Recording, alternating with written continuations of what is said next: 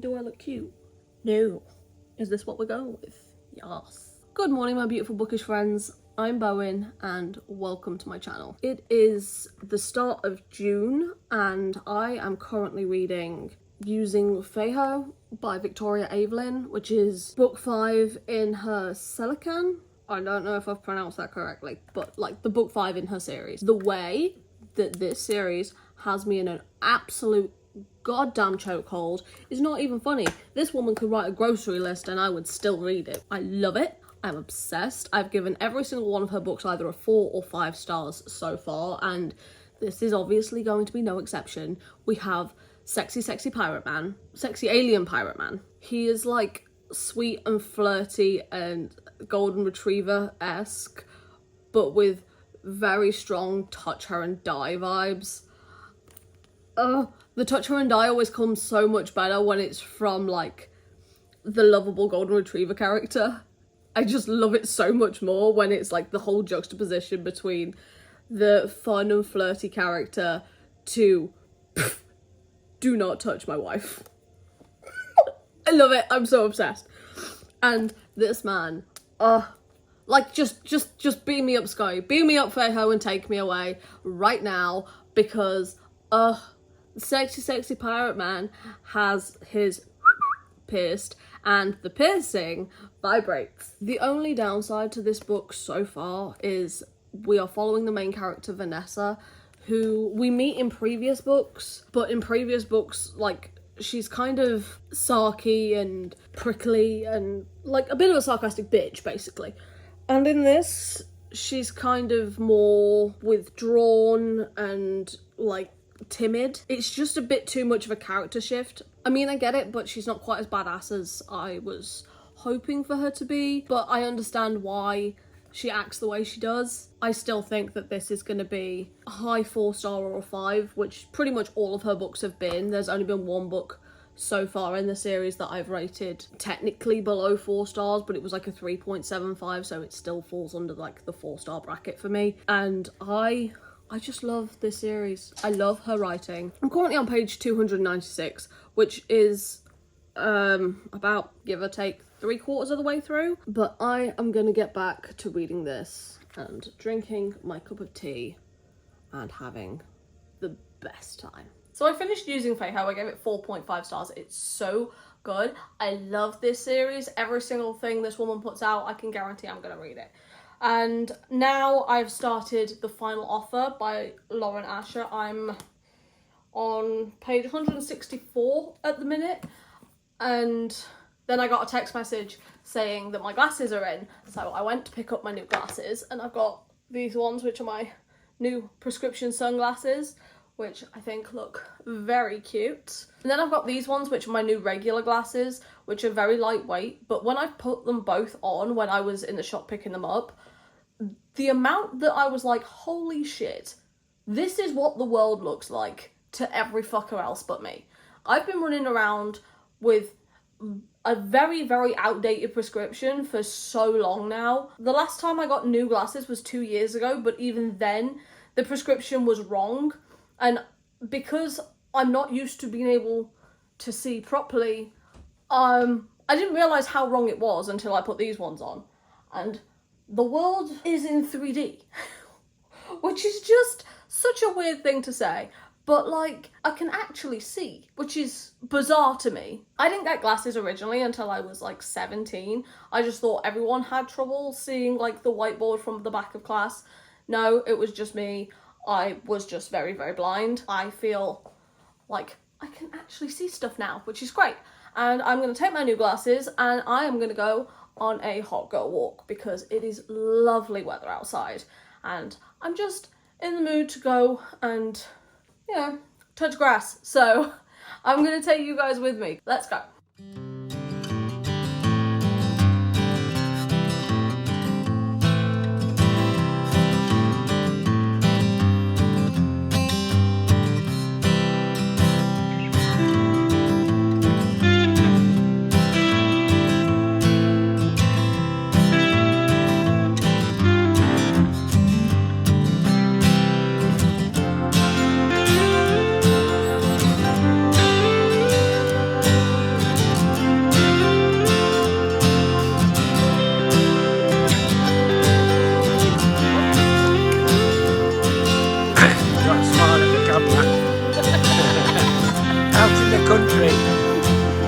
don't need your blame.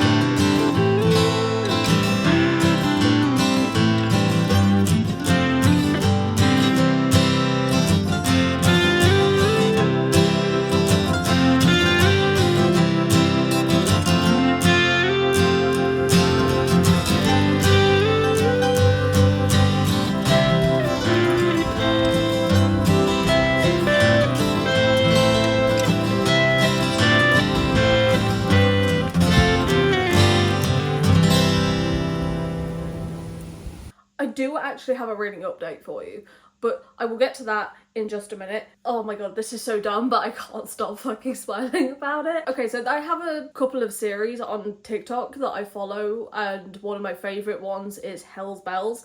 If you've not seen it, I think it's also on YouTube as well, so I will put the link for it in the description down below if you've not seen it. Oh my god, you need to, it's so good. And in the newest episode of it, she's reading Using Feiho, which I was reading at the start of this video. It's a book by one of my favourite authors of this year so far, like Victoria Avellyn. I fucking love her. I love everything she's written. If you've read the Ice Planet Barbarian books, or you liked even remotely that kind of thing, you should read this series because oh my god, it's so fucking good. Just on a whim, I sent Victoria Avellyn, who I follow on Instagram, this TikTok saying it's my favourite TikTok series, reading one of my favourite book series. Oh my god, it's so awesome. I've just finished this book. I love it so much. Thank you for being awesome. And she responded. I genuinely was not expecting a response at all. But like anyone that puts anything out there into the world, I don't ever expect a response from, because it's like, if I reached out to someone that's like a big author, I know Victoria Avellyn is indie, but like I don't expect any form of response. And I got one, and I was just, I'm still reeling a little bit from it. I'm not gonna lie, I'm still reeling from the fact that she messaged me back. But like, oh my god, yes, her books are incredible. I fucking love them so much. She is my author of this year so far. I highly doubt that she's gonna get knocked off of that spot. She could honestly write, the Ice Planet Barbarian series I'm fairly certain is like 19 books long, or 22 or something like that. And then she's got a spin-off series as well, which is like another 17 books. Victoria Avellyn could easily do that. I can guarantee I would read every single fucking thing that she writes. Do you know how tempted I am to get the original covers in paperback and on my Kindle, even though they're all on KU, get the original covers in paperback, get the hardback of the discreet editions with the page inlays from her website, which are just stunning artwork, and just have like an entire shelf of her entire series. Like, I can't afford to do this, but like the temptation is so fucking real to just give this woman all of my money, because I fucking love her books so much. Sorry, I'm just completely gushing here because I'm just giddy. I should go to sleep, honestly, because I have work tomorrow and like I'm delirious, clearly, but I just wanted to come on here and share the fact that I'm giddy as shit. I do also have a reading update for you. I did finish Final Offer. I gave this book a 3.75. In my opinion, at like, what is it, 500 and something, it's like 580 odd pages. Yeah, 577 pages. It's just too damn long. It does focus a lot on addiction, so that is a triggering topic for you, then I wouldn't really recommend this. But I do think it was done really well. It's just, I'm not the biggest fan of second chance romances, but I did really enjoy this one. Again, it's just way too fucking long. Did not need to be that long. Could easily cut out 100, maybe 150 pages of this and it would have been the same story. Also today I did finish Maggie Moves On by Lucy Score. I gave this book 4 stars. This is like the peak Lucy Score for me. Not peak as in the best one. The best one would be Finally Mine in my personal opinion. This is like where she excels. It's just a cute, fluffy rom-com. It's very insta-love, which is normally like a massive turn-off for me, but somehow in this, like him saying, "I've found the woman I'm going to marry," to his brother the day after he meets her doesn't come across as cringe in this, even though it really should. It really doesn't. I really love this. It's just a fun, funny summer rom-com kind of book, and I really, really enjoyed it. Lily, you're blocking my light, babe. Sweetie, you're not helpful. I'm still reeling from the fact that she messaged me back. So I need to go to sleep now because otherwise I'm going to be staring into the abyss for a very, very long time. I don't know what I'm going to pick up next, but when I do decide to pick something up, I will let you know what it is, because we are halfway through the month and I'm doing better than I did last month. It's still not quite where I want it to be. I still have a video to edit that I should have done a long time ago. And I will check in with you again soon-ish. So I did say that I was going to let you know what I was picking up next, and I decided on Riley Thorne and the Dead Guy Next Door. This is another Lucy Score book because I love her and I'm obsessed with her books, and this, I'm really enjoying this. I'm about halfway through it at the minute. This one follows our main character Riley, who is a reluctant psychic. Her entire family is full of psychics, but she just wants to be normal, so she suppresses her powers, but then it's just like the dead people are talking to her and they won't shut the fuck up and leave her alone. And she has these visions and these dreams and everything, and she has a vision of her neighbour getting murdered, like pew pew, shot the head twice. And she tries to tell the cops, she tries to warn somebody, but like she doesn't really want to be like implicating herself and to how she knows this, because her neighbour is still alive when she has this vision. She's there like, her neighbour doesn't know that she's a psychic, and she doesn't really want to advertise that because she's just there like, I just want to be fucking normal, man, like I don't want to fucking deal with this shit. She tries to warn him, he doesn't take the hint, and the neighbour dies. All of that is literally the title, so it's not a spoiler. She meets up with this private investigator who was there to serve the dead guy papers, and then is hired by the dead guy's aunt, who the PI knows previously, to find out what happened to him, and he pretends to date Riley in order to have like access to the building and find out what the rest of her neighbours know, because she lives in this house with a load of elderly people that are all nosy and stick their nose in everyone else's business. And it's so sweet, it's so funny, and it's ridiculous, and I love it. I love every second of it. I don't know whether or not I'm going to continue this today. I might save it for work because it's easy to take my Kindle into work with me than an actual book, and my Kindle is easy to like pick up and put down at a moment's notice, where if I need to be like up doing something or someone needs me for something, I can easily like be multitasking with my Kindle rather than like an actual book, and I don't want to like damage any of my books by taking it to work. I am careful with them, but like shit happens, you know. I think what I might pick up today is The Endless War, which is the 4th book in the Bridge Kingdom series. I think it's going to be a 6-book series, but it's 3 duologies, so each duology follows a different couple. So the first 2 follow one couple, book 3 and book 4 follow a different couple, and then book 5 and 6 will follow a different couple after that. So I only just recently picked up book 3 because I don't want to pick up book 3 until book 4 was out, and then I just found out that book 4 was out, so I was like, cool, this is what we're reading. So I might pick up that audiobook today. Another thing as well that I've been contemplating recently is I've been using Storygraph and Goodreads for a while, and on Storygraph they've got like the reading streak, so if you read every day then it like has a streak. It's like Snapchat streaks, but I'm too fucking old for Snapchat. But I've read every single day for about 3 months. Once you get a streak like that going, you don't want to break it. I kind of do need to give myself permission to break it, because I think since I've been trying to continue my streak, I've been in a bit of a reading slump. Not that I haven't been enjoying the books that I was reading, but I find that I was reading more when I wasn't reading every day, so it wouldn't feel like a chore or something that I had to like check off a list, and it was something I was doing more for fun.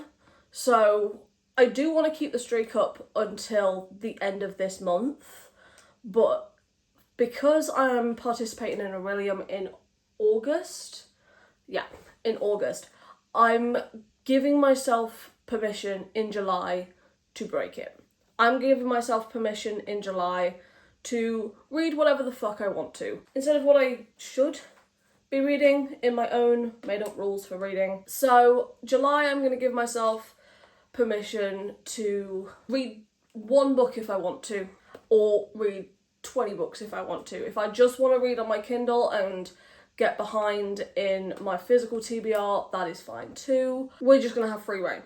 Free reign to do whatever the fuck I want to do, and not feel like I have to hit a certain book count or page count, or I have to read books in this particular series or whatever. In July, we're not gonna let ourselves be confined to some arbitrary rules that I made up. And since I made the rules, I can break the rules. That's my plan for July.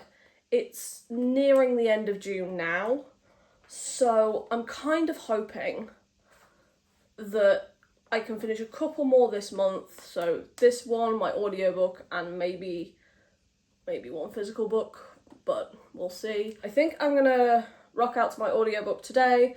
I don't have anything to actively do. I mean, I could do some housework. I should do some housework, but I think I'm gonna do that for a little bit, and then maybe I'm gonna listen to my audiobook while I play video games. Sounds like a plan. So I finished Riley Thorne and the Dead Guy Next Door. I read most of the ending while I was at work today, and I've just read like the half of the last chapter and the epilogue when I got home. It was so much fun.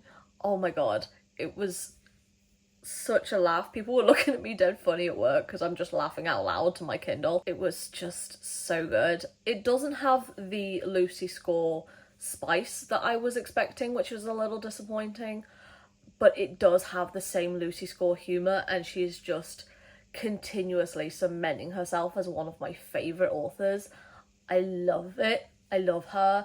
It was so damn good. I'm definitely going to be picking up the next one in the series. I don't know whether it's considered a cozy mystery, but to me it was, because of how fun it was, because I don't think that like a traditional murder mystery is meant to be fun. It's meant to be more thrilling. This was thrilling, but it also had like a lot of humour running through it. But I think I read quite a few good books this month, which is good. I'm very happy about that. I think I'm going to wrap up the vlog here, but if you got this far into the video, then first of all, thank you so much for sticking around, and second, if you could leave a lion emoji in the comments for The Dog in Riley Thorne. If you've read it, then you know. And for now, thank you so much for stopping by. It has been lovely having you here, and I hope to see you in another video coming very soon. Bye.